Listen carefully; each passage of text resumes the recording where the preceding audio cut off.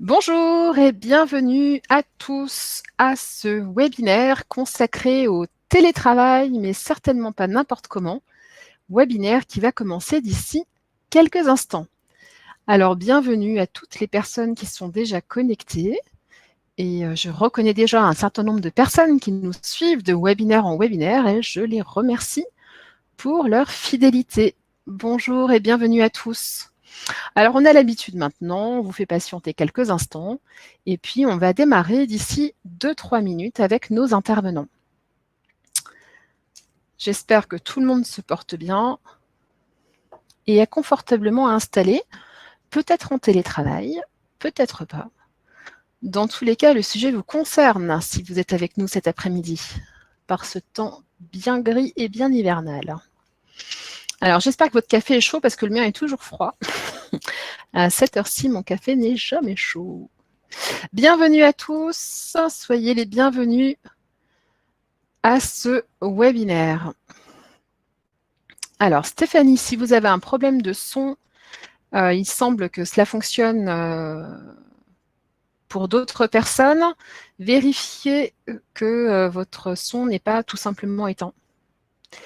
Et si le problème persiste, essayez d'utiliser Chrome comme application pour suivre ce webinaire qui normalement devrait fonctionner avec n'importe quel navigateur. Bonjour et bienvenue à tous. Donc on attend 450 personnes cet après-midi, on en est tout ému et tout ravi. Donc on va attendre un petit peu le temps que tout le monde arrive.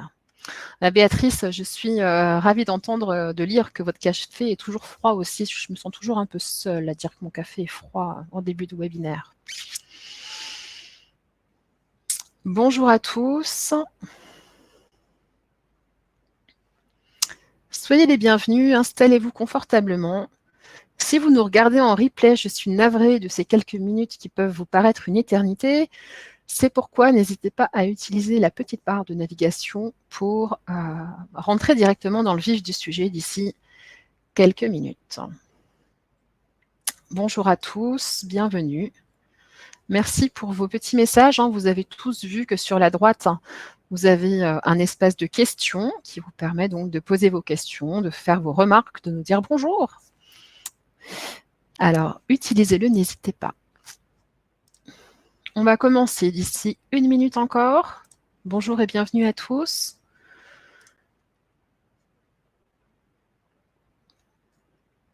Ça me fait toujours quelque chose de lire des noms qu'on connaît parce que vous nous avez suivis pendant tous ces mois de webinaires qu'on anime depuis le mois d'avril maintenant. On en est pas loin de notre 20e webinaire maintenant sur des sujets évidemment qui tournent autour de la Covid puisque c'est un peu le sujet d'actualité de tout le monde en ce moment. Et ouais, ça me fait quelque chose de vous voir. Bonjour à tous et bienvenue. On va bientôt commencer.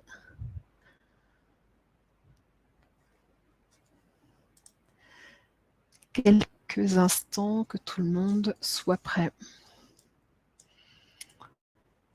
Hop. Écoutez, je vous propose qu'on commence. Le temps de mon introduction laissera venir le reste des participants.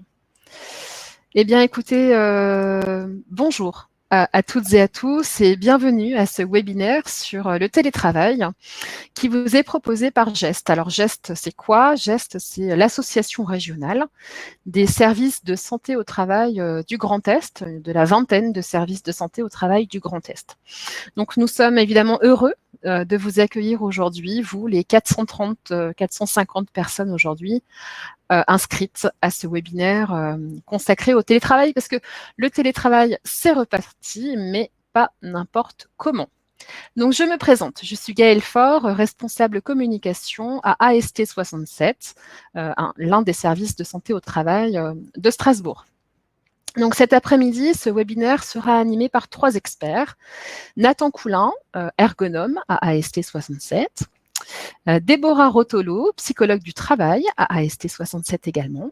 Et Fabrice Parrain, ergonome à l'AST67, service de santé au travail, et également sur Strasbourg.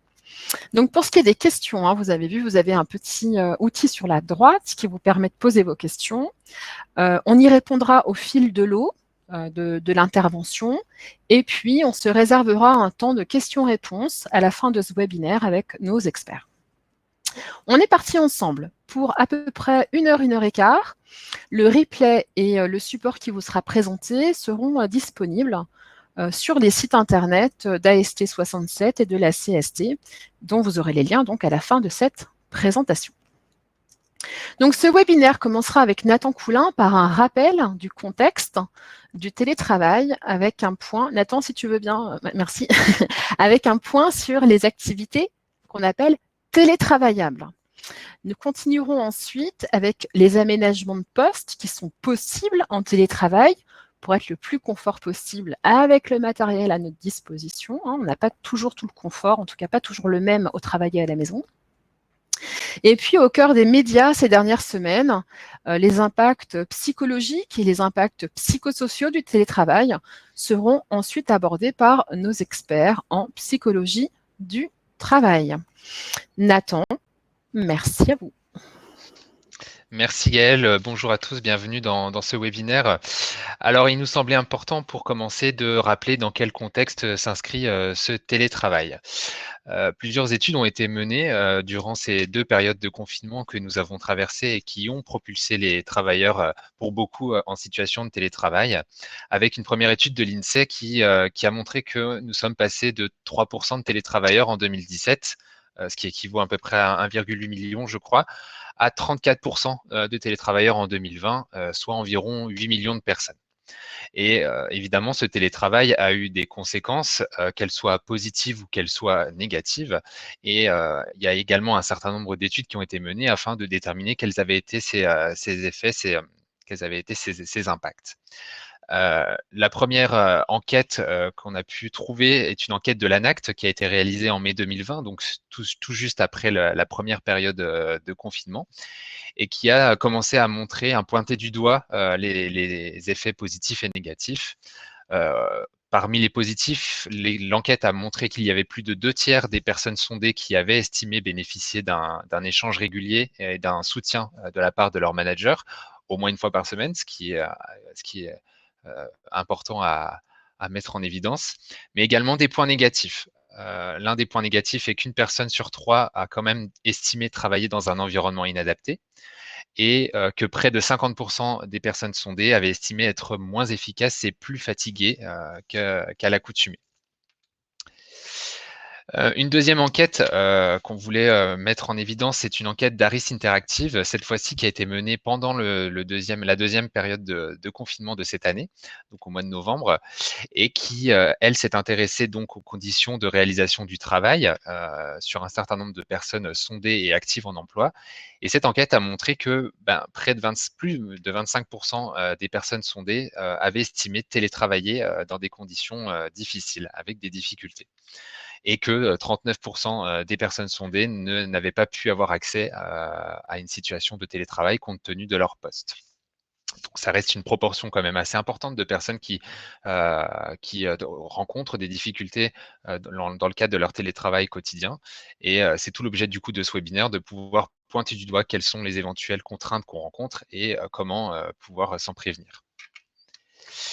Alors évidemment, le télétravail a plusieurs impacts, plusieurs domaines d'impact. Le premier, évidemment, sont au niveau des troubles musculo-squelettiques, qui sont, je le rappelle, dans le cadre du travail, la première cause de maladie professionnelle déclarée en France. Donc évidemment, les TMS touchent aussi potentiellement les télétravailleurs et il est important de s'en prémunir.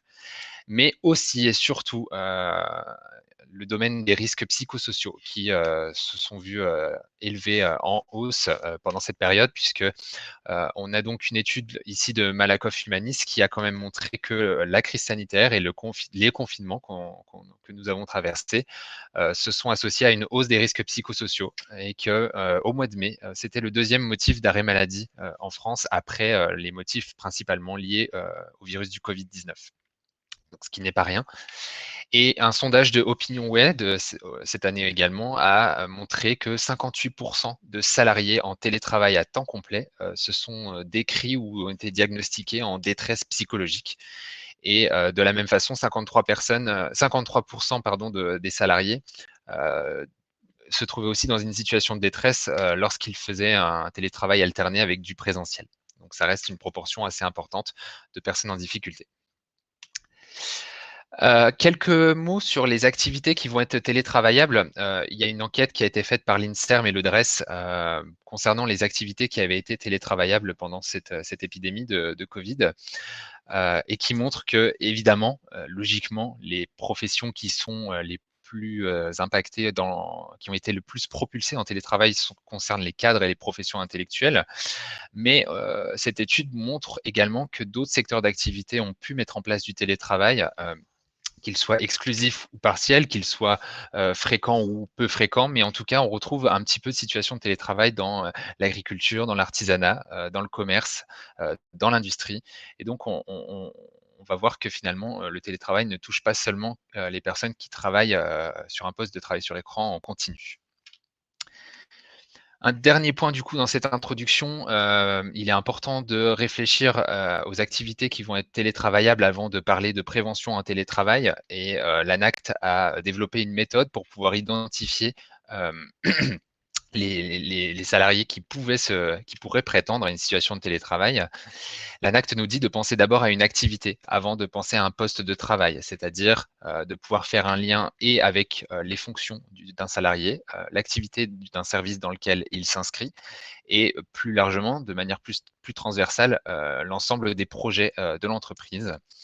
Et l'ANACT nous dit que finalement, pour pouvoir permettre d'identifier s'il y a possibilité de télétravailler, il faut pouvoir d'une part lister les activités, et dans ce listing, évidemment, lister aussi les activités secondaires qui peuvent être réalisées, elles, plus facilement peut-être en télétravail au regard des activités principales qui, elles, peut-être non. Pour chacune de ces activités, évaluer quels sont les freins ou les difficultés qu'on va rencontrer en télétravail. Et évidemment, le troisième point, du coup, trouver les moyens, les leviers pour pouvoir lever ces difficultés et permettre de mettre en place le télétravail.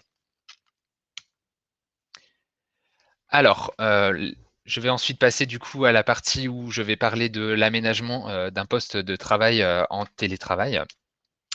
La première étape, quand on parle de télétravail, c'est évidemment de choisir le lieu adapté pour permettre de télétravailler dans de bonnes conditions, en tout cas dans des conditions optimales.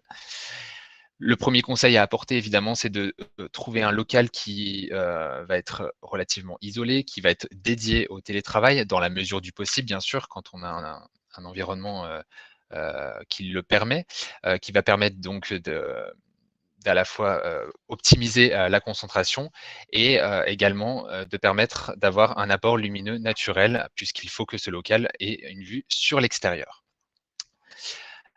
Le positionnement ensuite des écrans devra être préférentiellement perpendiculaire aux fenêtres pour éviter toutes les problématiques attrait à l'éblouissement ou aux reflets qu'on peut trouver sur les écrans et donc aux postures de compensation qu'on peut adopter par rapport à ces difficultés oculaires, visuelles.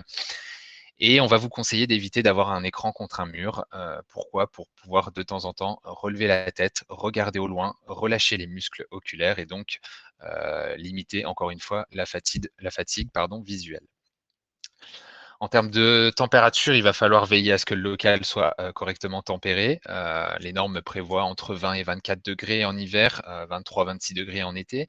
Donc il faut globalement garder à l'esprit qu'un télétravail est généralement un travail statique et donc il faut une ambiance thermique associée, adaptée à ces conditions de travail. Et je dirais même veiller aussi à ce que le local soit correctement aéré, notamment en cette période de crise, encore une fois, où il vaut mieux privilégier une aération naturelle de la pièce dans laquelle on travaille. Dernier point sur tout ce qui est attrait à l'environnement de travail, les sources sonores, évidemment, éviter de se positionner trop proche de sources sonores qui pourraient gêner à la concentration, donc se prémunir des machines à laver et autres équipements de la maison qui pourraient nous causer du tort.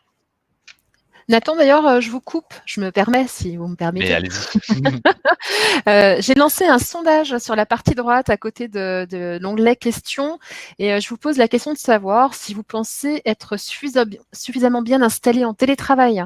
Donc un petit clic s'il vous plaît et on pourra du coup vous donner les résultats une fois la partie de Nathan terminée. Merci.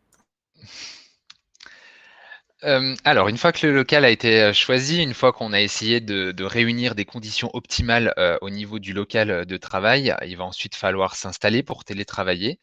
Et la première étape, c'est de prendre connaissance de la posture de moindre inconfort, c'est-à-dire la posture dans laquelle notre corps va être soumis, en théorie, à moins de contraintes possibles, pardon.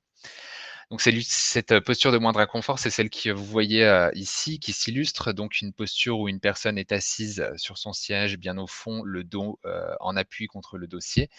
Et on retrouve donc des angles de 90 degrés au niveau des coudes, au niveau du bassin et au niveau des genoux. La règle des 3,90.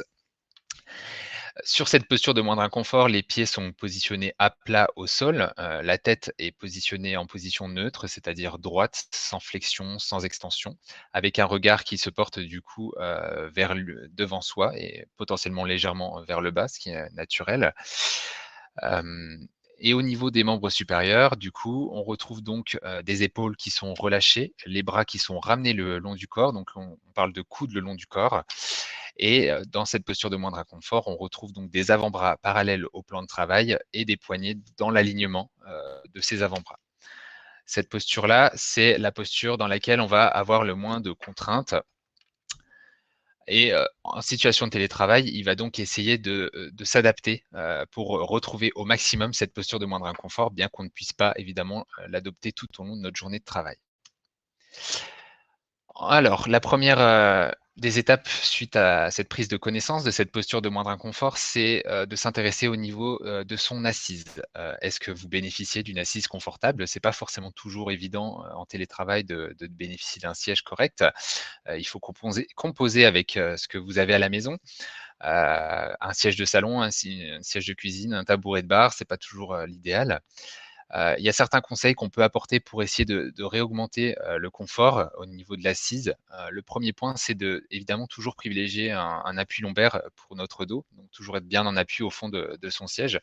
Et si votre siège à la maison ne vous permet pas d'avoir un confort optimal au niveau de cette zone lombaire, on peut vous conseiller de positionner un coussin ou une serviette enroulée pour permettre de combler le creux lombaire et vous permettre de vous installer de manière un peu plus optimale. Si vous êtes positionné trop bas, par rapport au plan de travail, hein, on a souvent le cas aussi où les chaises de salon sont pas faites pour être ajustées en hauteur par rapport, à votre table, donc il peut y avoir des différences de positionnement qui sont gênants. Là, vous allez pouvoir aussi positionner un coussin sur votre assise pour permettre de vous rehausser et vous sentir un peu plus à l'aise. Dernier point au niveau de l'assise, si jamais vous ne posez pas correctement les pieds à plat au sol ou si tout simplement vous ressentez, de l'inconfort au niveau des cuisses, parce qu'il y a un appui trop fort, sur le siège. Vous avez également, la possibilité de vous concocter votre propre repose-pied avec donc différents livres ou une boîte à chaussures par exemple, ce qui va permettre de toujours positionner ses pieds à plat sur une surface, mais de pouvoir décoller un petit peu les cuisses, du siège pour, augmenter son confort. Ensuite, comment s'installer? Je suis correctement assis au niveau de mon siège ou en tout cas, j'essaye de m'installer au mieux de façon optimale pour pouvoir travailler dans de meilleures conditions. Les règles d'installation qui suivent vont dépendre des équipements que vous avez à la maison. Il y a 2 cas de figure, comme on le voit sur la diapositive. Le cas de figure où vous avez un clavier et une souris déportés, en plus d'un ordinateur portable, et le cas de figure où vous n'avez uniquement votre ordinateur portable. Quand vous avez un clavier et une souris déportés, c'est très bien. Vous allez en fait vous servir de votre ordinateur que comme d'un écran finalement et vous allez pouvoir, rehausser, l'ordinateur en positionnant par exemple quelques livres comme on le voit sur l'illustration, pour ramener le bord supérieur de l'écran au niveau de vos yeux. Le clavier et la souris seront donc à plat sur une surface de travail et au bout de vos mains quand vous avez les coudes le long du corps pour toujours respecter cette posture de moindre inconfort. Et dans tous les cas, on se rapproche du rebord du plan de travail. Si vous n'avez pas de clavier et de souris déportés, eh bien, il faut composer avec ce que vous avez, encore une fois. Il faut s'adapter, même si ce n'est pas la situation la plus optimale, il faut faire avec. Et donc, on va vous conseiller de reculer finalement l'ordinateur portable un petit peu sur le plan de travail pour éviter des fortes flexions au niveau cervical en regardant l'écran. mais pas trop, hein, pour éviter donc tout ce qui est problématique d'écartement des bras par rapport au tronc. Il faut dans tous les cas privilégier un appui des avant-bras, du coup sur le plan de travail et dans la même idée, vous rapprocher au maximum, pour être installé au mieux. Le dernier conseil qu'on peut vous donner, c'est également de faire des étirements du cou réguliers, puisqu'on le sait que travailler sur un ordinateur portable n'est pas, optimal, toute une journée, toute une semaine en télétravail. Donc, on va vous conseiller de procéder à des étirements réguliers pour pouvoir garder une dynamique et éviter, d'avoir des postures, contraignantes, maintenues. Un petit retour sur le sondage avant de vous laisser continuer. Donc, on vous posait la question de savoir si vous pensiez être suffisamment bien installé en télétravail. Et on y est à 55-54% de personnes qui déclarent être bien installées, suffisamment bien installées, et 40% qui ne pensent ne pas l'être, et 6% qui ne savent pas. Évidemment, on ne sait pas toujours si on est suffisamment bien installé, hein. Un petit focus, au niveau de tout ce qui est communication téléphonique puisque, les situations de télétravail vont forcément, tendre à une augmentation, de ces fréquences de communication par téléphone. Il faut éviter de coincer le téléphone entre l'épaule et l'oreille, hein. C'est valable en télétravail, mais c'est valable globalement tout le temps, hein.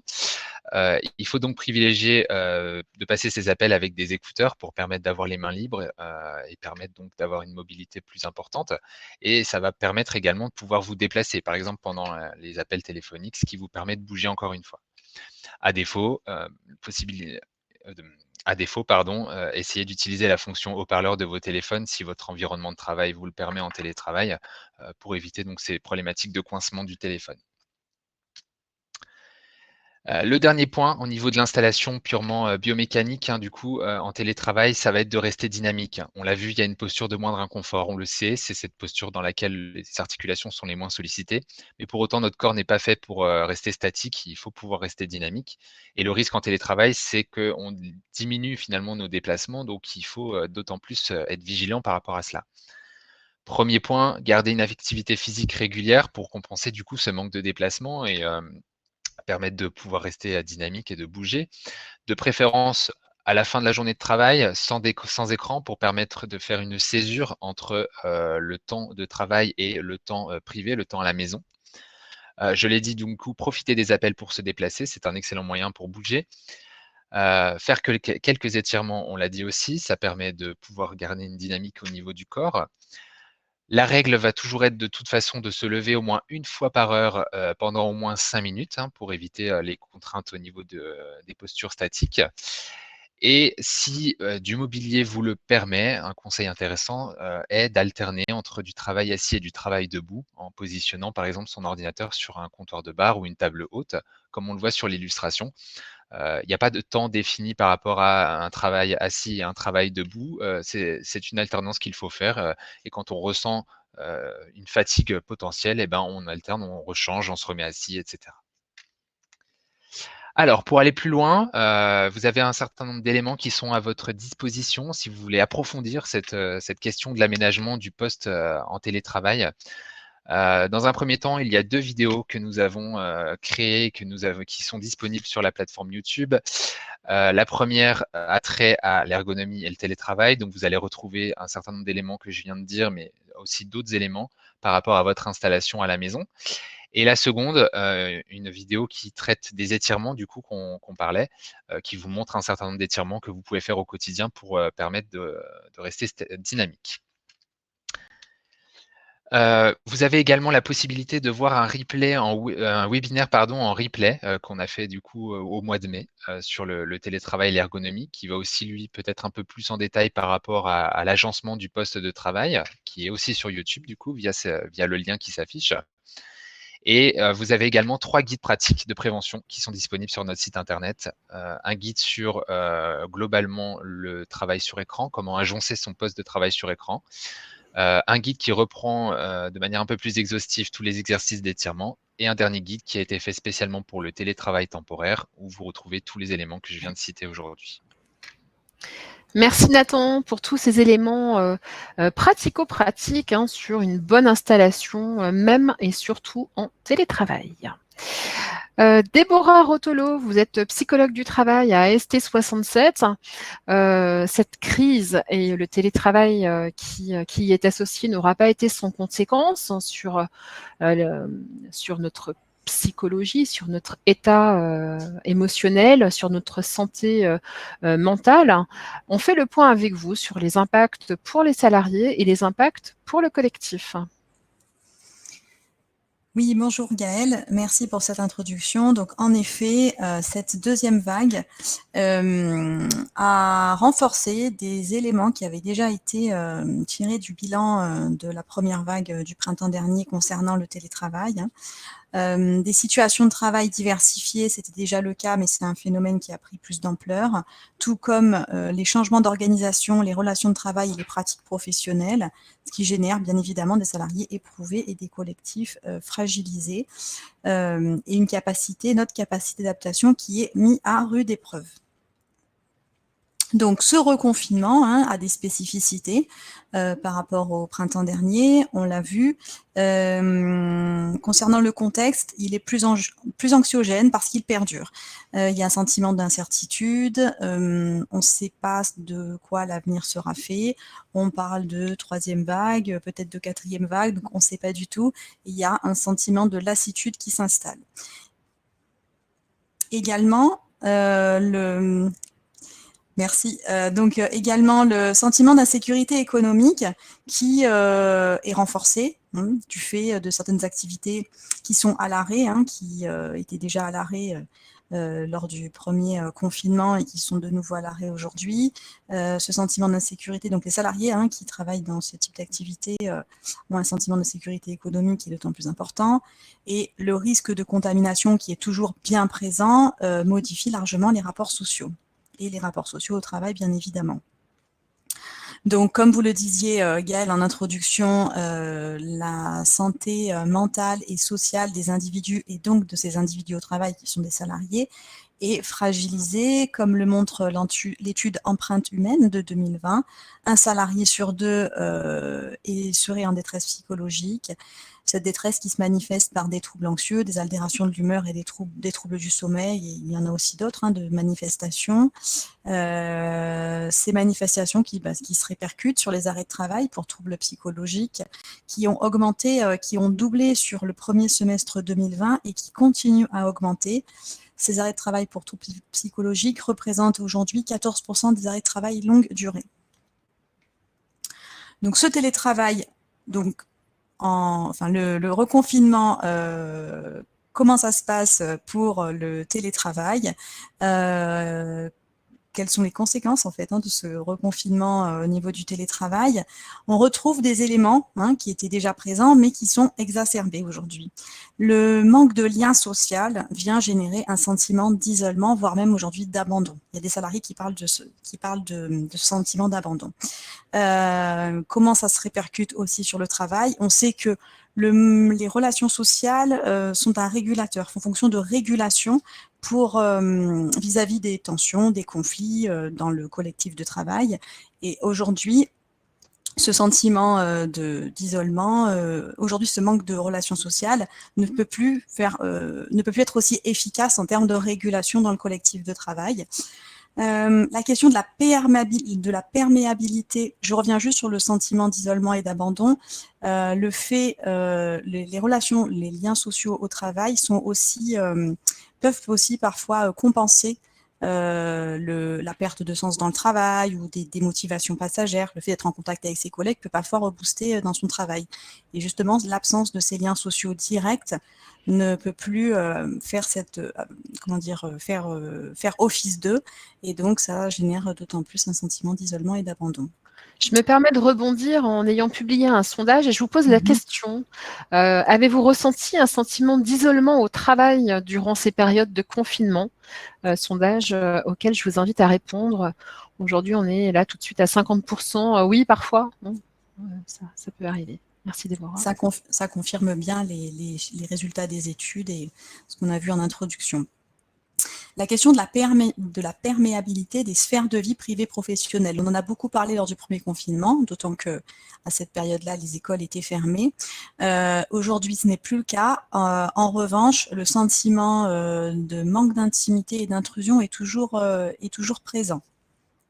Il y a des personnes qui ont l'impression, enfin qui évoquent le fait que le travail est permanent, s'invite en permanence dans le foyer, à domicile.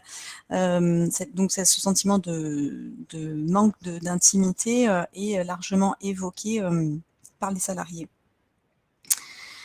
Également, par rapport à cela, c'est un phénomène qui est d'autant plus marqué pour les femmes. Donc, ça vient aussi renforcer la question de l'inégalité homme-femme dans cette situation de télétravail.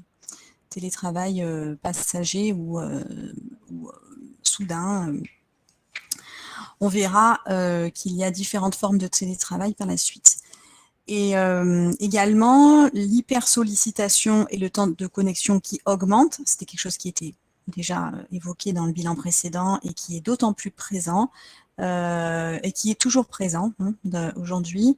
Les réunions en visio qui s'enchaînent, les superpositions de réunions en visio, de messagerie instantanée, de mails et de téléphone, ce sont des phénomènes qui sont toujours présents et qui existent et qui sont évoqués par les salariés encore aujourd'hui. Donc, qu'est-ce que ça a comme conséquence, ces constats? Sentiment de surcharge mentale ou cognitive, c'est le fait d'avoir des choses, les interruptions dans les tâches, par exemple, peuvent renforcer ce sentiment de surcharge mentale.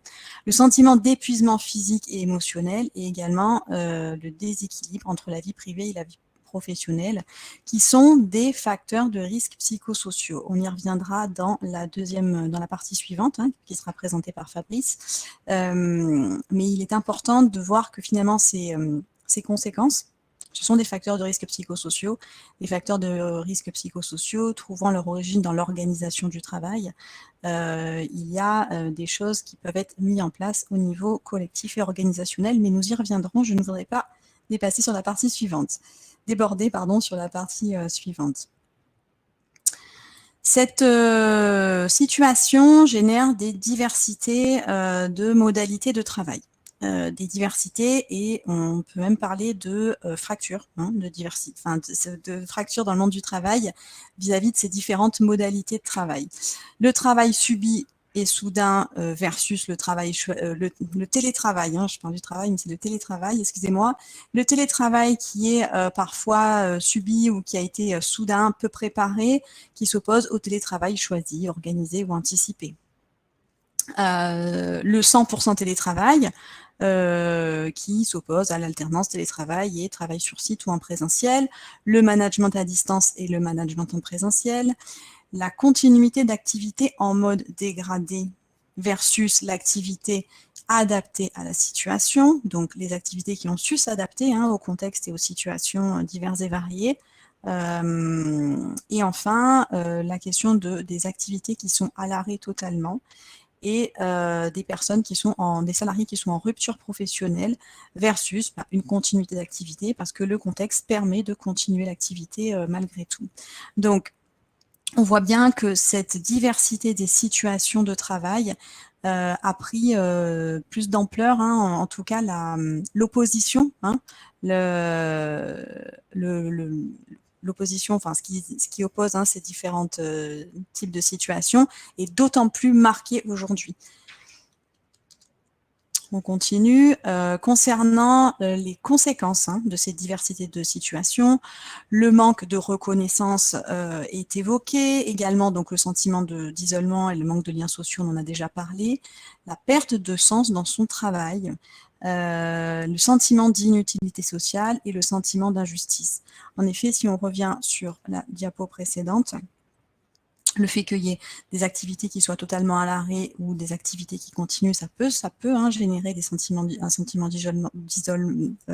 d'injustice, ou un sentiment d'inutilité sociale.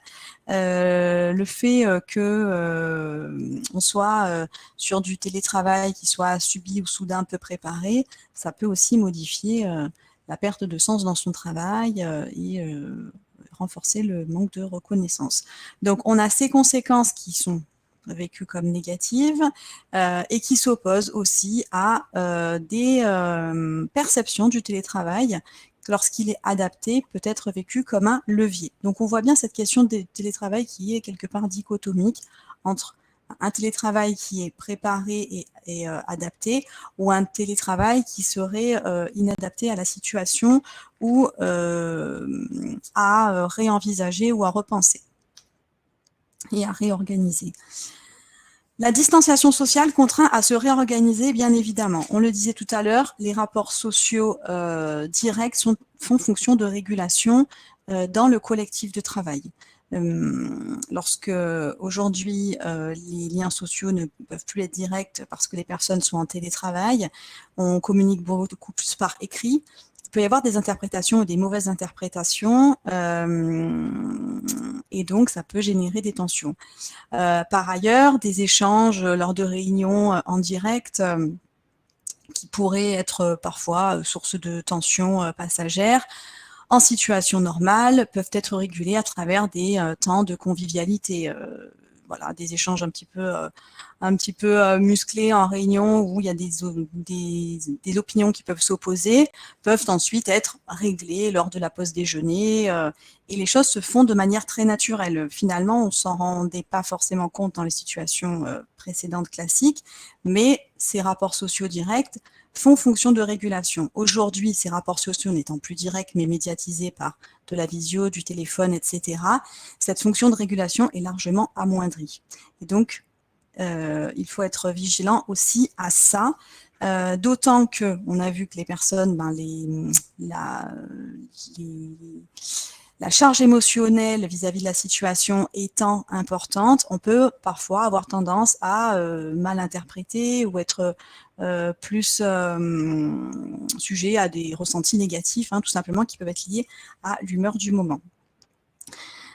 Également, dans cette distanciation sociale, ça impacte aussi la question, le management et les managers qui ont des difficultés à maintenir un collectif de travail qui est fragilisé et qui peine à se reconstruire. Donc, on avait largement invité les entreprises, les dirigeants et les managers à travailler sur justement ces collectifs de travail qui étaient fragilisés suite à la première vague.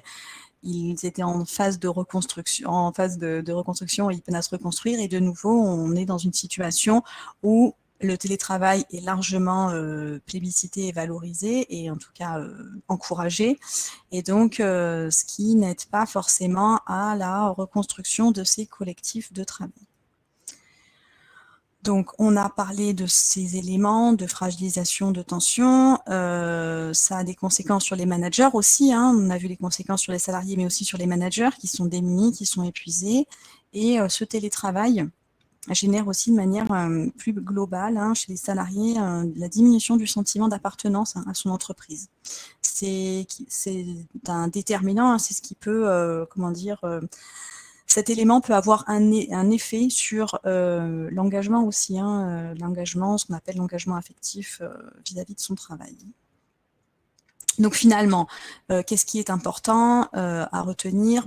Qu'il y a des forces psychiques qui sont à reconstruire, des collectifs de travail, des temps de collectifs de récupération qui sont à prévoir ou à repenser, puisque bien évidemment ça a été la préoccupation lors de la première vague et dans la suite, mais cette première vague a aussi permis de faire un bilan de ce qui fonctionnait bien et de ce qui fonctionnait moins bien. Et donc, l'idée, c'est aussi de tirer profit de cette expérience pour repenser ces temps collectifs de récupération ou ces temps de convivialité. L'idée, c'est aussi de changer sa perception vis-à-vis du travail. Alors, c'est pas du travail, mais du télétravail. Il y a une erreur de frappe. Donc, changer sa perception du télétravail. Le télétravail, est-ce que c'est une contrainte ou est-ce que ça peut être aussi vécu comme un levier? Eh bien, ça dépend de l'adaptation qu'on mettra en face. Vis-à-vis de ça, la responsabilité de l'employeur en matière d'organisation, donc on le rappelle, la responsabilité de l'employeur en matière d'organisation de l'activité, du travail et du télétravail est bien évidemment engagée. Donc, on rappelle cet élément-là, donc obligation légale de moyens et de résultats en matière de protection de la santé physique et mentale des salariés, donc qui incombe à l'employeur. Donc, quelques pistes d'action à envisager individuellement. On sait que les pistes d'action individuelles sont souvent demandées. Qu'est-ce qu'on peut faire pour finalement mieux vivre son télétravail? C'est pour ça qu'on propose quelques conseils pratico-pratiques qui sont déjà bien connus de tout le monde et qui sont d'autant plus, ces pistes d'action et ces conseils sont d'autant plus importants pour les personnes qui sont à 100% en télétravail. Donc, quelques conseils pratico-pratiques à mettre en place chacun individuellement. Vous avez déjà entendu ça, hein, je pense qu'il n'y a rien de nouveau, mais en tout cas, c'est toujours bien de le rappeler. Garder un rythme, structurer son activité quotidienne en se fixant des objectifs par jour, voire même par semaine, en organisant, ça aussi c'est très important, organiser et délimiter son temps, définir des créneaux de travail, des temps de pause et aussi du temps pour la vie hors travail et s'y tenir. C'est important de penser à ces sas de décompression. J'ai pu lire aussi un témoignage d'une salariée qui disait qu'avant, le temps de trajet, pour elle, était un sas de décompression, tant pour se rendre au travail, donc elle se mettait en mode travail, hein, mais aussi pour revenir. Et finalement, ce temps de trajet n'existe plus aujourd'hui puisqu'elle est en télétravail et donc elle disait qu'elle avait remplacé ce temps de trajet de voiture par une balade du même temps, hein, de 10-15 minutes, qui permettait de changer de sphère de vie tout en restant dans le même espace, hein, quelque part, hein, mais juste en faisant un petit tour, pas très loin, mais c'est en tout cas ce qui lui a permis de remplacer ce fameux sas de décompression lié au temps de trajet. Donc on peut penser comme ça à des choses, des astuces, des trucs et astuces hein, qui permettent de changer le quotidien. Et également, quelque chose d'important, c'est communiquer sur son planning et sur ses disponibilités auprès de ses collègues, mais aussi peut-être dans la sphère privée. Limiter les interruptions pendant les plages horaires consacrées au travail de fond. Donc ça aussi, c'est un sujet qui est important et qui est aussi valable pour la vie au travail en présentiel. Hein. Garder un rythme habituel pour justement bien scinder la vie professionnelle et la vie privée. Mettre en place des rituels. On sait que les habitudes ont la vie dure. Quand on utilise cette expression, ça peut être vécu comme de manière négative, mais là, au contraire, c'est positif. Hein, si on met en place des habitudes qui sont positives pour notre quotidien, comme par exemple garder sa routine, hein, qui existait déjà, mais aussi se créer de nouveaux rituels, partagés avec des collègues, comme par exemple une pause café à 10 heures, par exemple, pour garder le lien tout en échangeant. Et également créer un rituel de fin de journée pour bien scinder la vie, la sphère privée et la sphère professionnelle. Prendre soin de soi et penser à faire des activités qui permettent de nous ressourcer sont également des éléments importants dans ce contexte actuel de télétravail. On a vu des pistes d'action individuelles qui sont envisagées, mais aussi et surtout envisager des pistes d'action de manière collective. On a vu que l'organisation du travail hein, est à la charge de l'employeur. En tout cas, ça relève de la responsabilité de l'employeur et de l'entreprise. Donc, c'est aussi important de s'en préoccuper collectivement. Le fait de faire reposer l'adaptation au télétravail sur des comportements individuels ne suffit pas et c'est la raison pour laquelle on propose ces différentes pistes d'action qui consistent tout d'abord les entreprises, donc on invite les entreprises à commencer par identifier les personnes fragiles, les personnes en difficulté, pour reprendre un terme qui a été, une expression qui a été utilisée au niveau du gouvernement, il exprime comme le repérage des situations de vulnérabilité sociale et de détresse psychologique. Donc pour cela, des entretiens individuels peuvent être mis en place.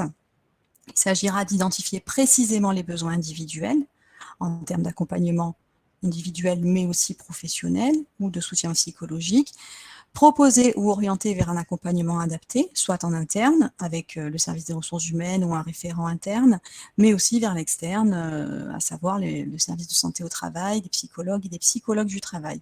Pour cela, on vous invite à demander conseil à votre service de santé.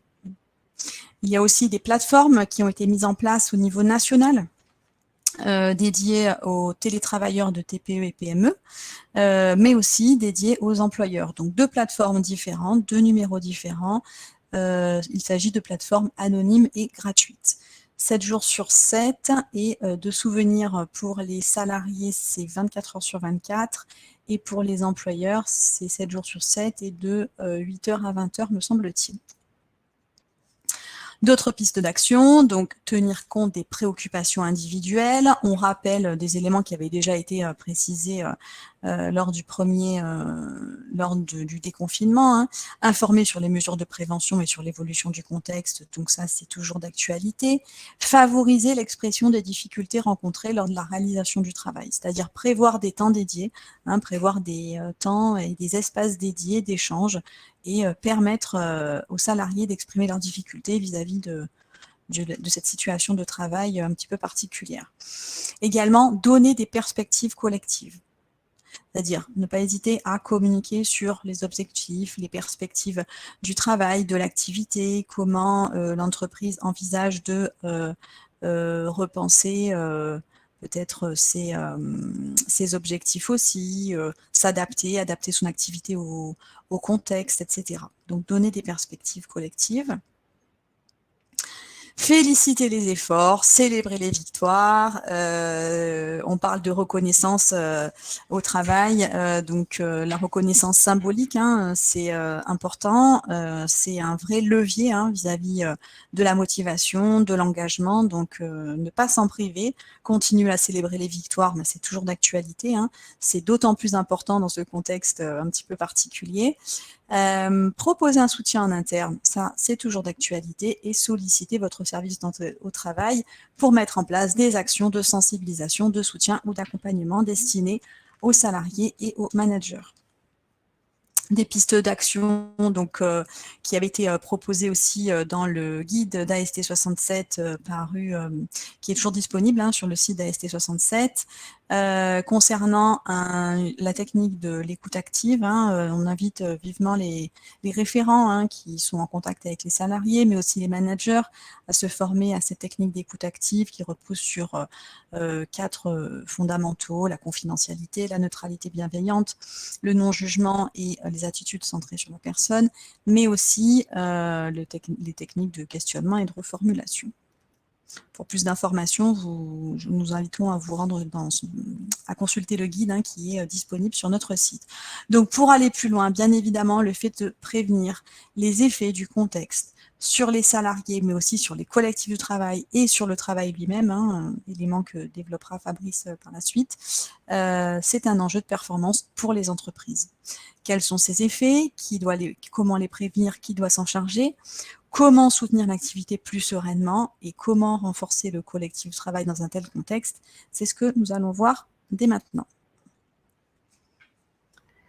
Merci Déborah. Alors pendant que vous nous expliquiez tout ça, j'ai lancé un petit sondage pour savoir lesquels d'entre vous avaient déjà organisé des moments conviviaux digitalisés.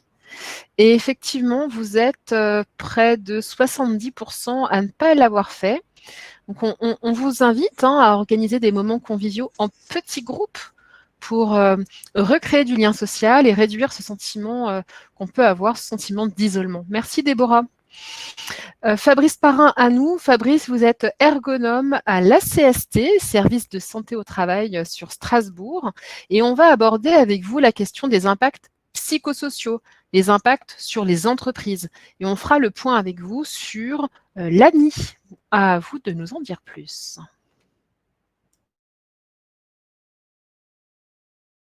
Fabrice, je vais juste réactiver votre micro et vous allez pouvoir recommencer.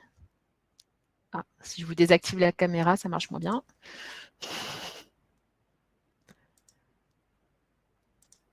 Hop, un petit instant pour retrouver Fabrice.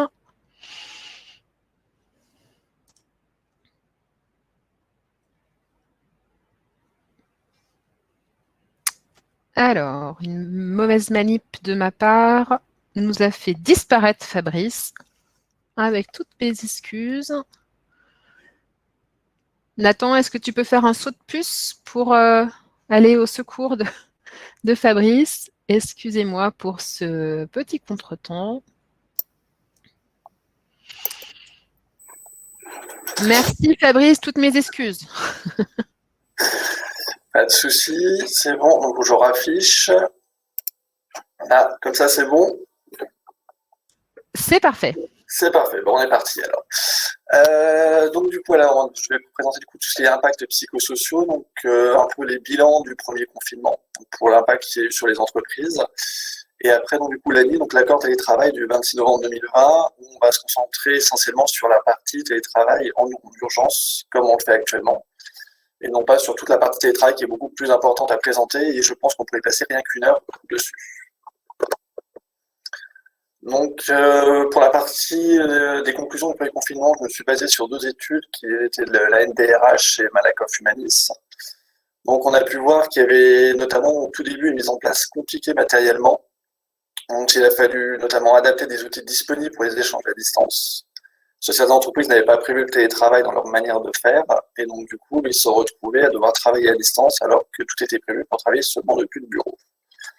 Donc, il y avait aussi une absence de matériel. Si vous aviez que des ordinateurs fixes, par exemple, soit il a fallu les démonter pour les emmener à la maison, soit sinon il a fallu que l'entreprise rachète des ordinateurs portables pour que les personnes puissent les utiliser. Ou après, il y avait aussi du matériel qui n'était pas adapté. Donc, voilà. Donc, c'est des difficultés pour les salariés de s'approprier de nouveaux outils numériques dans ces conditions. Tout le monde n'est pas à l'aise effectivement avec l'informatique ou les nouveaux outils de visioconférence type Zoom ou Teams. Et donc, du coup, si les personnes pour les aider à les utiliser, ça a été plus compliqué que si vous êtes au bureau et que vous avez un monsieur ou une madame informatique ou quelqu'un qui peut vous former à utiliser ces nouveaux outils. Il y a eu également du coup, une augmentation de l'absentéisme à court, moyen et long terme. Donc, tout ce qui est lié directement à la Covid. Donc, forcément, les personnes qui étaient malades, personnes au contact. Également, dans le premier confinement, les personnes qui étaient en garde d'enfants, pour les enfants qui étaient scolarisés et qui ne pouvaient pas le garder tout seuls. Et après, tout ce qui est lié indirectement aussi à la Covid. Donc, c'est notamment tout ce qui est le report des soins, car en mars et avril, du coup, les hôpitaux ont arrêté de prodiguer certains soins et faire certaines opérations qui n'étaient pas urgentes. La non prise en charge également de certaines maladies graves, qui du coup s'est reportée sur le déconfinement, et qui donc a engendré une montée des risques psychosociaux qui ont été créés. Voilà. Donc, l'étude du coup montre aussi que les dirigeants pensent que ce nombre d'arrêts d'absentéisme va augmenter encore dans les années à venir, de par toutes ces conséquences. Il y a également des difficultés pour la mise en place du télémanagement. Donc, Déborah en a parlé un peu tout à l'heure. Donc, il y a eu notamment des managers qui se sont trouvés à distance, qui n'étaient pas formés pour faire de l'accompagnement à distance et qui n'avaient pas prévu de faire du télétravail, de mettre en place du travail dans leur équipe en l'espace de 24 heures. Donc, du coup, c'est quelque chose qu'ils ont vécu comme étant très difficile. Également, difficulté pour créer de la cohésion au sein de l'équipe qui est éloignée. Tout le monde se retrouve chez soi. Donc, du coup, au début, souvent, l'esprit collectif restait, mais avec le temps, l'éloignement, du coup, les personnes se concentraient de plus en plus sur elles-mêmes, et donc, du coup, il fallait garder cette cohésion d'équipe qui était très compliquée, du coup, à distance, et qui demandait beaucoup de temps, du coup, aux télémanagers.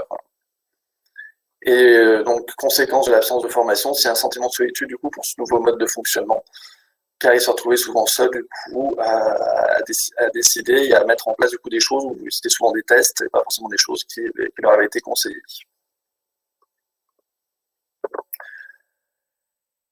Donc, face à toutes ces conséquences, les télémanagers vont mettre en place de nouvelles méthodes de management. Donc, j'en ai cité principalement 4. Donc, ils avaient en souci s'assurer que chaque collaborateur avait bien accès aux outils dont il avait besoin pour travailler. Si, par exemple, si la connexion Internet au domicile marchait bien, si les outils qu'ils avaient besoin pour travailler ensemble, type un logiciel métier, des choses comme ça, fonctionnaient bien aussi à distance. Au début, il y en a qui n'ont pas forcément très bien fonctionné, où il y a eu beaucoup de bugs. Repenser également la gestion de son équipe. Ce n'est plus du management comme on le fait quand on est en entreprise et qu'on a des salariés du coup à côté de soi ou du moins proches de soi. Il fallait revoir du coup le mode de fonctionnement, repenser les réunions, comment on organise la réunion, à quelle fréquence, est-ce qu'on l'a fait avec toute l'équipe, est-ce qu'on l'a fait en petit comité. Donc il a fallu revoir toutes ces choses-là aussi.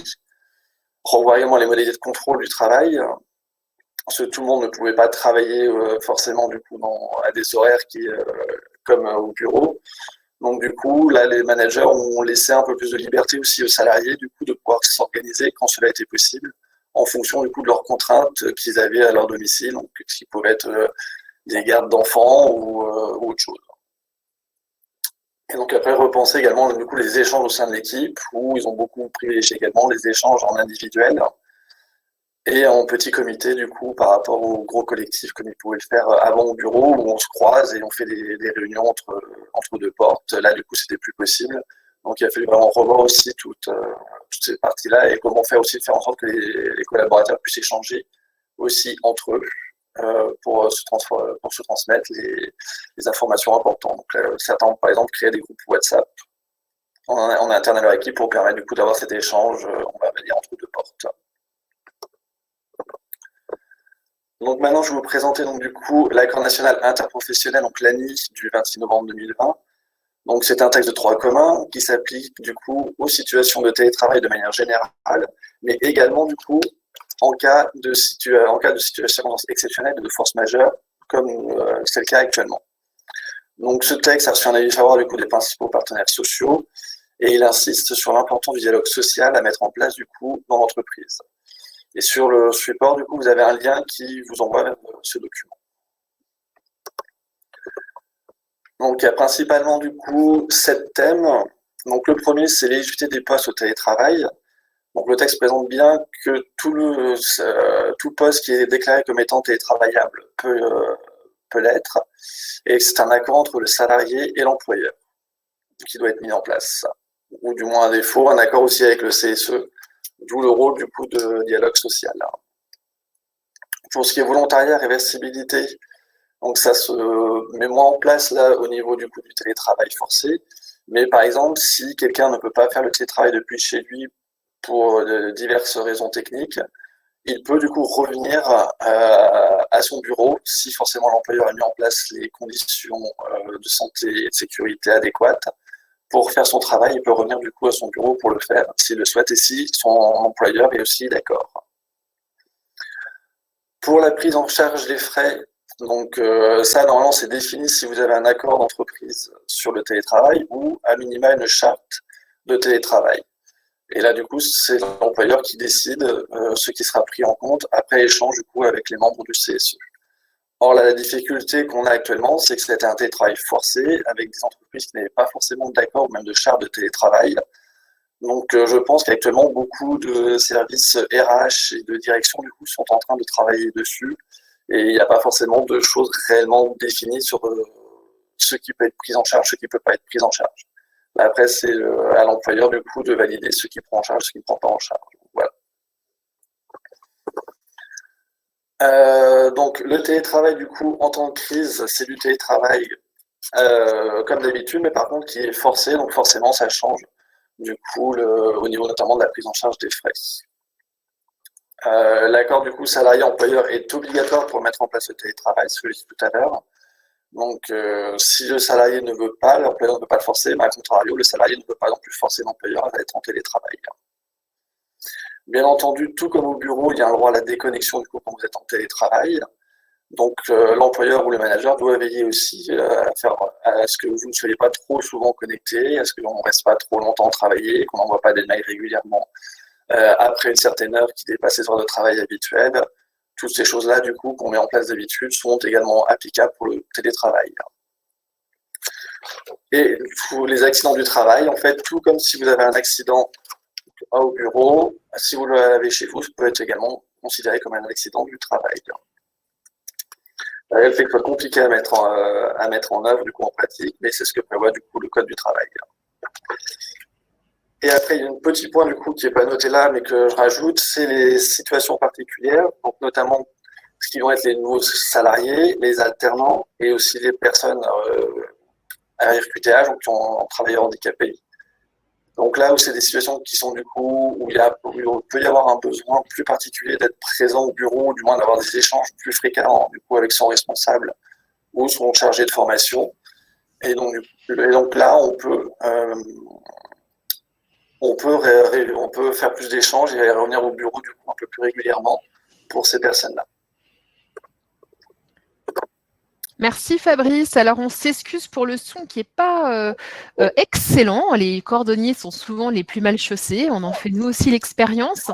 Un casque qui fait exploser un ordinateur. Du coup, on n'utilise pas le casque.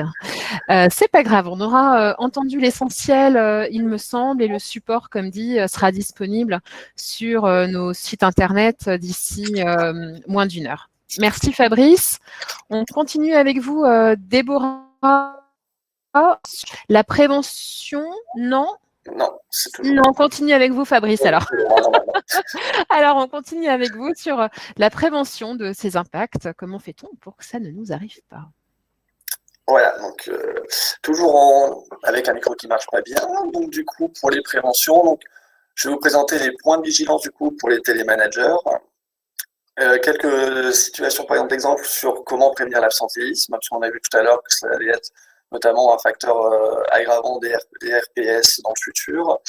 Préparer également la prise d'activité et le retour dans les locaux, notamment pour des personnes qui ne sont pas retournées dans leur bureau depuis le mois de mars ou juste quelques jours.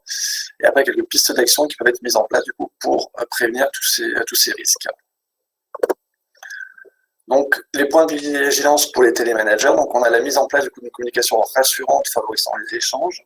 On sait ce que disait tout à l'heure Déborah notamment, c'est-à-dire qu'il faut communiquer régulièrement vis-à-vis de ses équipes, en ayant quelque chose de rassurant, c'est-à-dire en leur disant où en est l'entreprise, où ils en sont aussi au niveau de leur charge de travail, ou quelles sont les solutions mises en place par l'entreprise au niveau des moyens de prévention.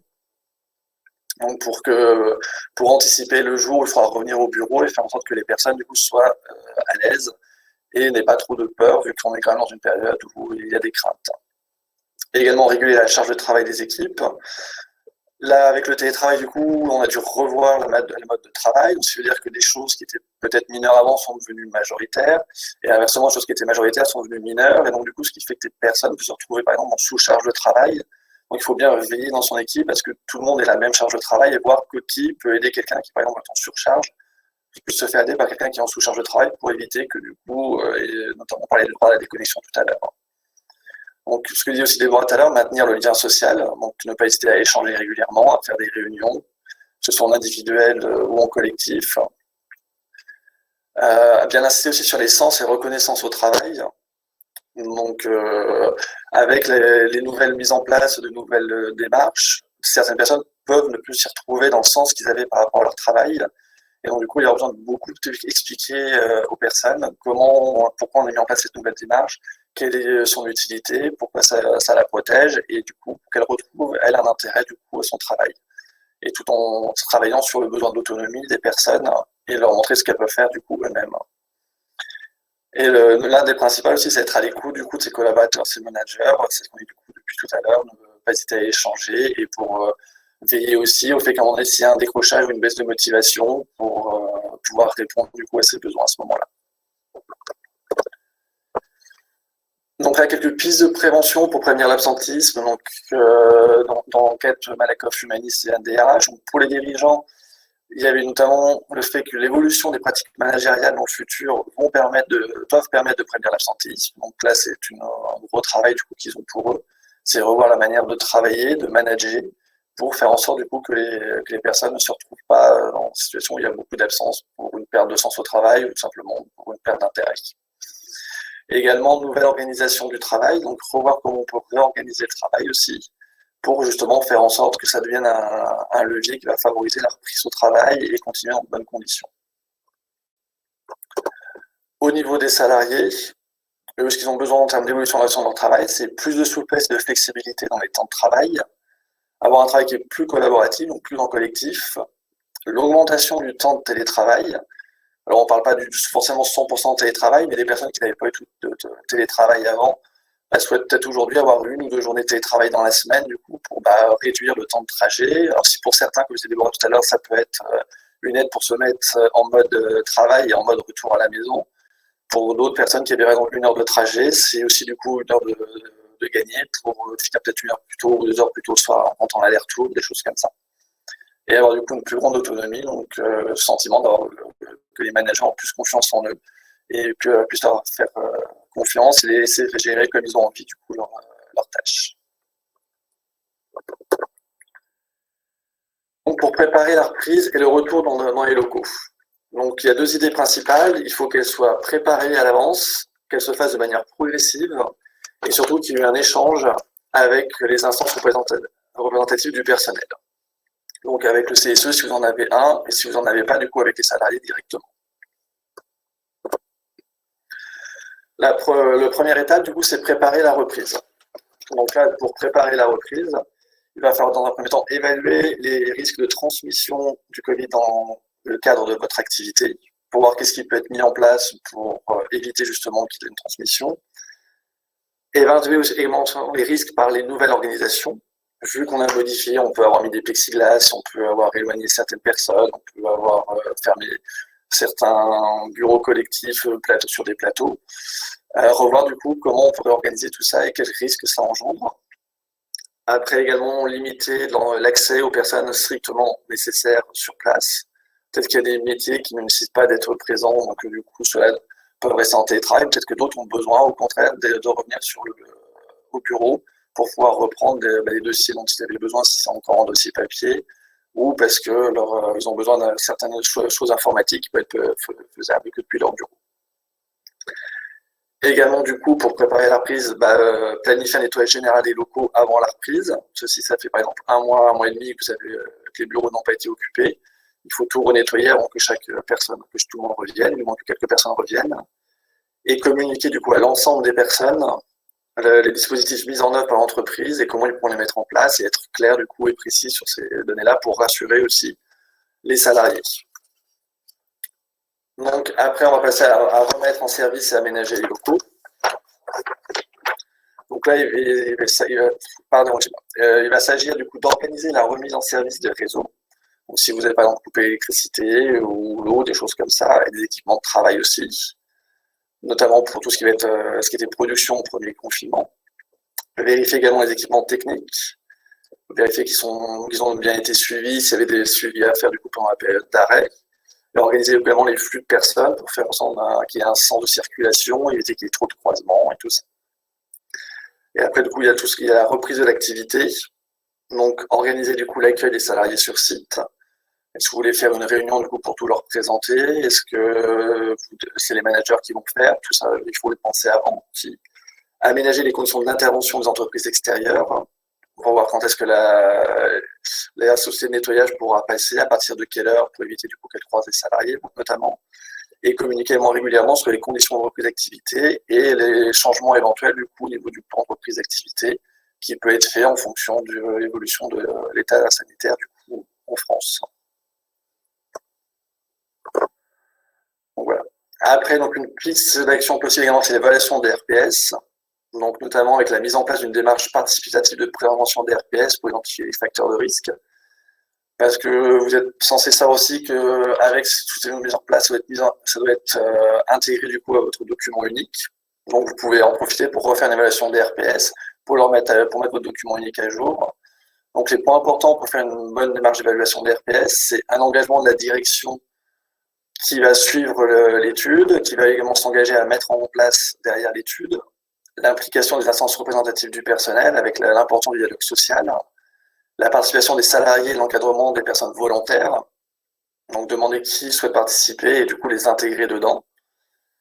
Et après, mise en place d'un ou deux groupes de travail. Après, il faut voir, selon les tâches qui est évalué, si vous voulez faire ça sous forme d'un seul groupe de travail, de plusieurs petits groupes de travail qui vont chacun avoir des thèmes précis et du coup faire une intervention comme ça de manière collective avec à chaque fois des salariés, de l'encadrement, le service santé au travail également et des membres du CSE ou du CSSCT si vous avez un CSSCT. Et pour mettre en place ces solutions du coup adaptées à votre situation, n'oubliez pas de solliciter votre service santé au travail via votre médecin du travail ou un infirmier du santé au travail, une psychologue du travail ou un ergonome. On est là du coup pour répondre à toutes ces questions. Ouais. Merci Fabrice. Alors j'ai justement lancé un petit sondage pour savoir si les personnes ici présentes avaient déjà sollicité leur service de santé au travail. Je suis toujours un peu déçue face à de tels résultats quand je lis que plus de 70% ne l'ont pas fait. Alors votre service de santé au travail est vraiment, vraiment, d'autant plus dans cette période de crise, votre interlocuteur privilégié. Donc ne sous-estimez pas sa force et sa puissance. Votre service de santé au travail connaît vos conditions de travail, connaît votre environnement de travail. Donc, appuyez-vous sur lui pour continuer dans cette crise, pour améliorer la façon de faire avec le télétravail, pour envisager la reprise d'activité pour tous les secteurs qui aujourd'hui sont en arrêt. Passez pas à côté de ça, vraiment. Merci Fabrice pour cette intervention. Alors cette fois, on continue avec Déborah, si je ne me trompe plus, avec les quelques points à retenir de tout cela. Oui, en effet, Gaëlle, on a vu beaucoup de choses lors de ce webinaire et l'idée, c'est de retenir quelques points essentiels.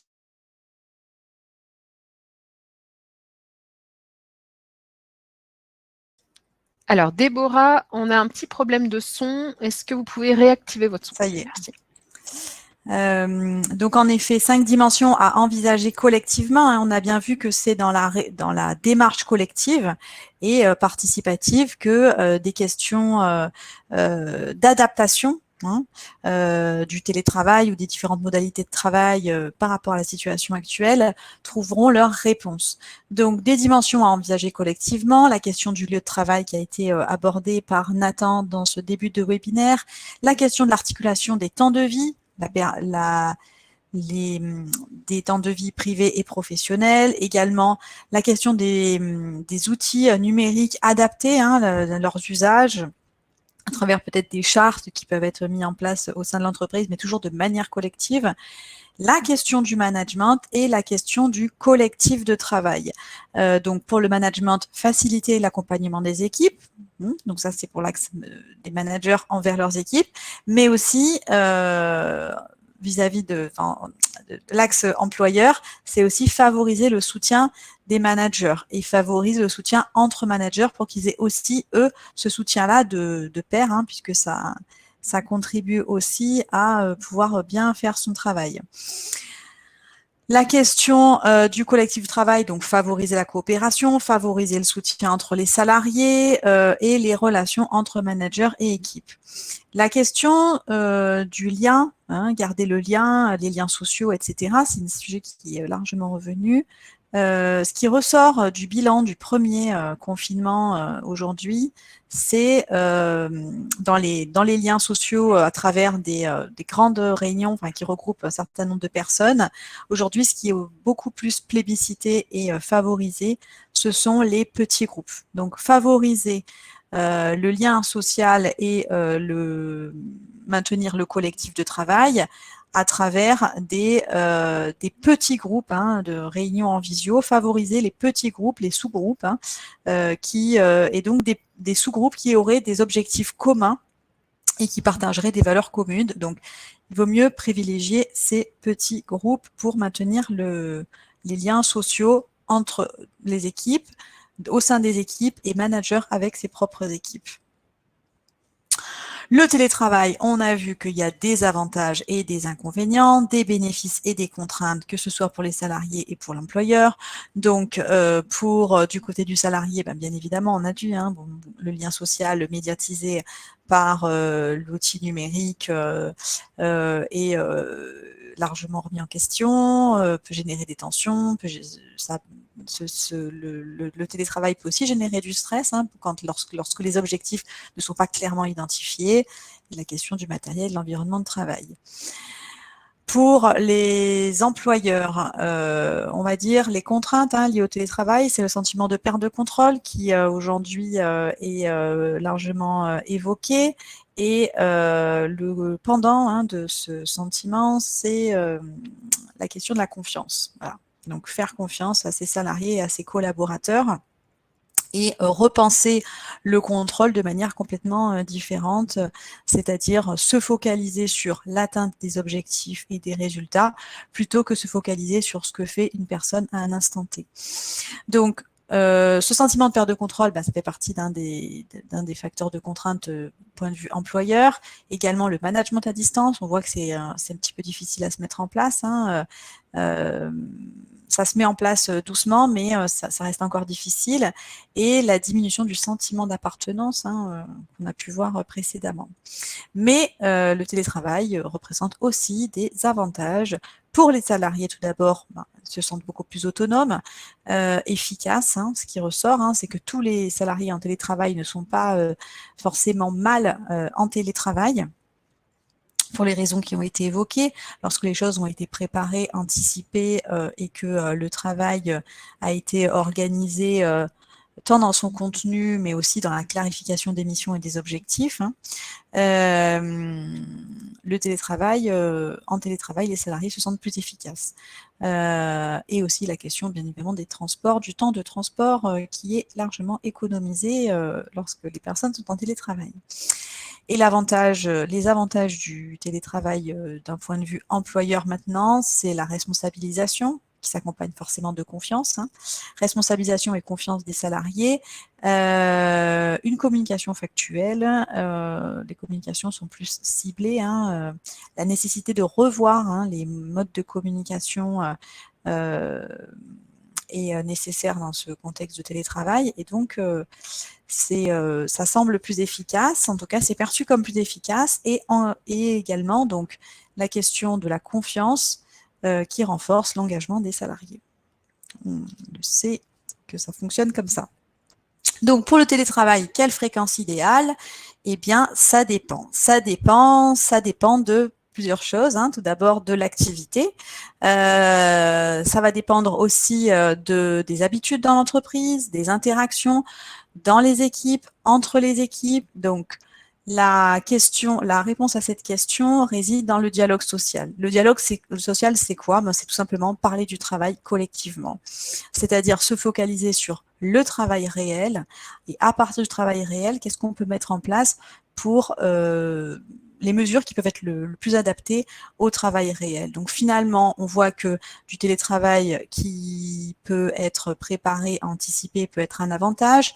Parfois, ça peut être vécu comme une contrainte.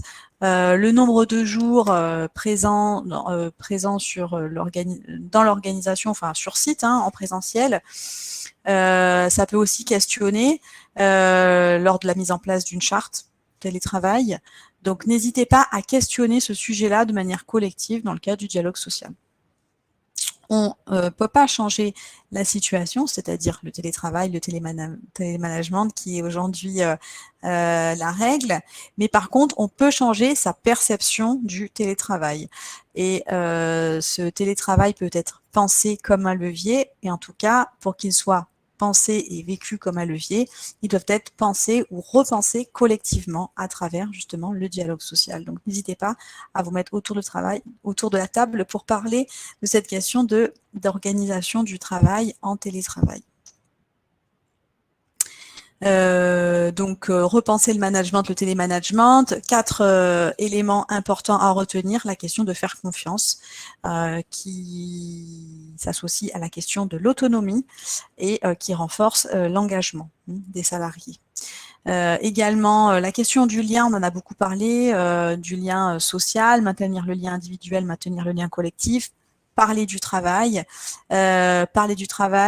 c'est prévoir des temps d'échange ou des espaces d'échange dédiés pour favoriser l'expression vis-à-vis des difficultés rencontrées. Lorsque les salariés rencontrent des difficultés,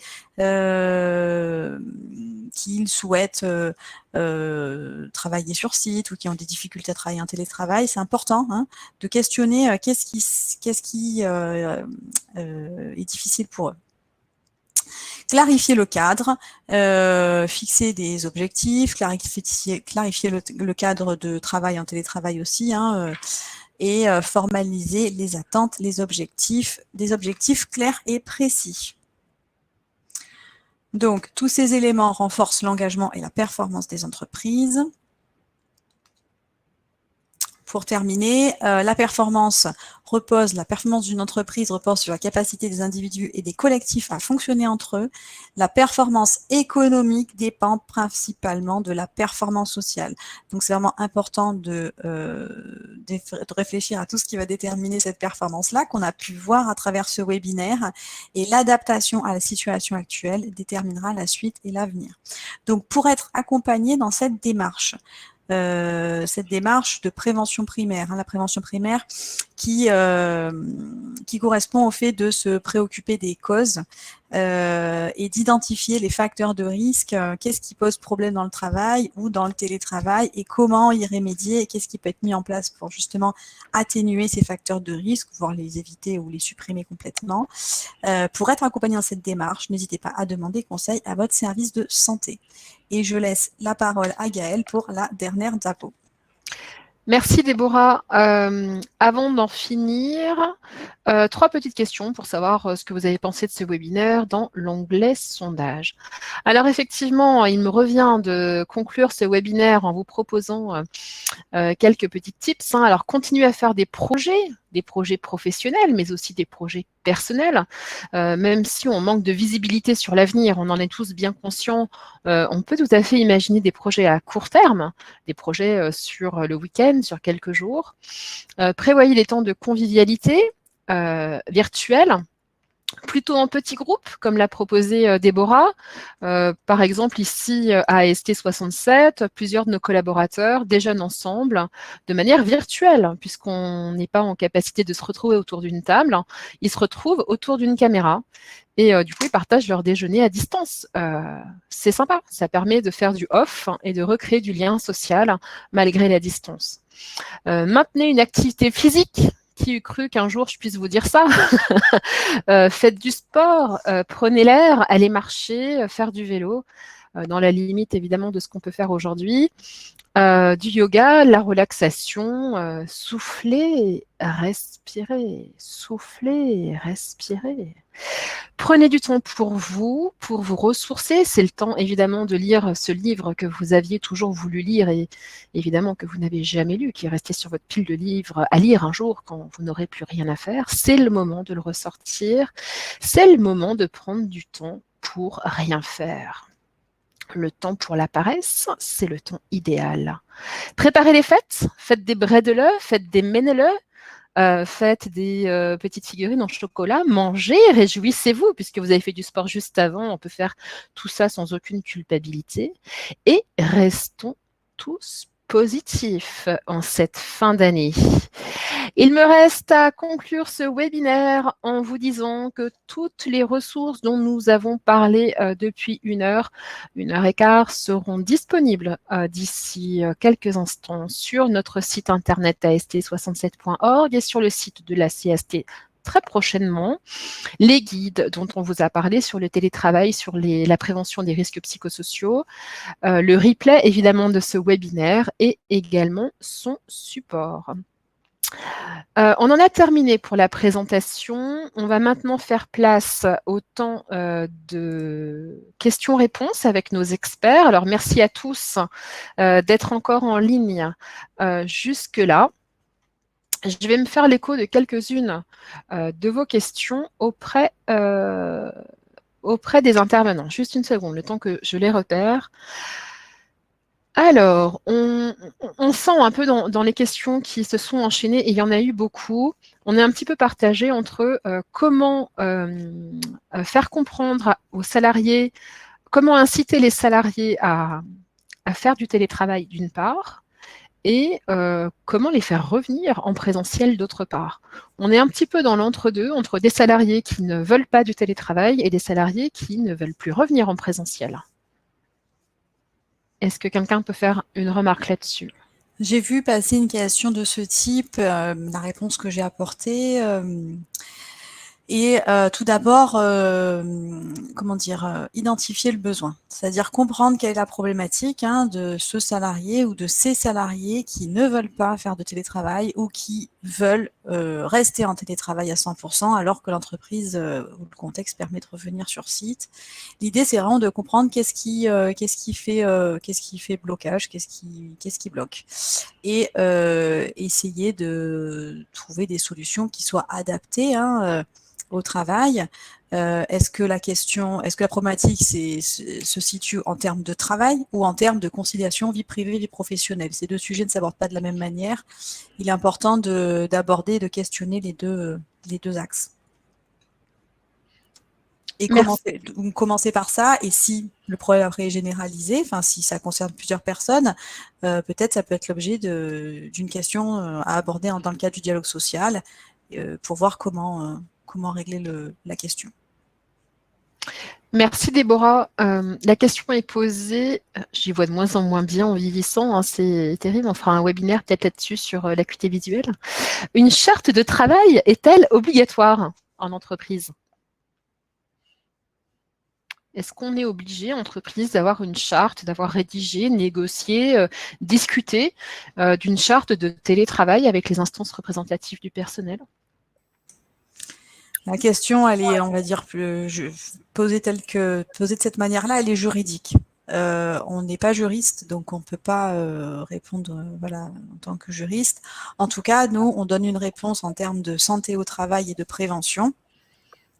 À un moment donné, si le sujet est régulièrement mis sur la table, c'est que clairement, il y a des zones d'ombre, et il est important de répondre et d'éclaircir ces zones d'ombre collectivement dans le cadre du dialogue social. Toujours pareil. La réponse est toujours dans le dialogue social sur ce sujet-là du télétravail et puis de l'impact psychologique.